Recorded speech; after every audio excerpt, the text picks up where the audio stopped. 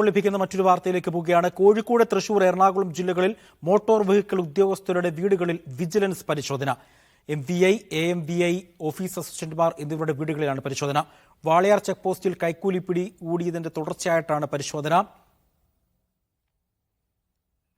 SS Sharan ഉണ്ട് വിവരങ്ങൾ പങ്കുവെക്കാനായി. ശരൺ, ഇപ്പോഴും പരിശോധന തുടരുകയാണോ? എന്താണ് വിശദാംശം? അജി, കഴിഞ്ഞ മാസം വാളയാർ, വേലന്താവളം ചെക്ക് പോസ്റ്റുകൾ കേന്ദ്രീകരിച്ച് വലിയ രീതിയിലുള്ള പരിശോധന വിജിലൻസിന്റെ ഭാഗത്തു നിന്നുണ്ടായിരുന്നതാണ്. അന്ന് നടത്തിയ പരിശോധനയിൽ 1,60,000 രൂപ, അതായത് കൈക്കൂലിയെ വാങ്ങിയ 1,60,000 രൂപ പിടികൂടിയിരുന്നു.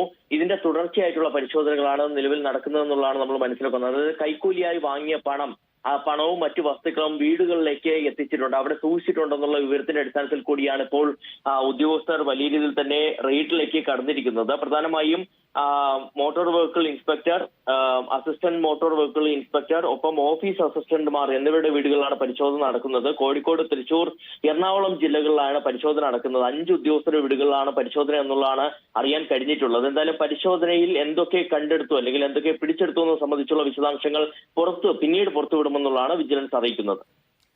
ശരി, SS ശരണാണ് വാർത്തയുടെ വിവരങ്ങൾ നൽകിയത്.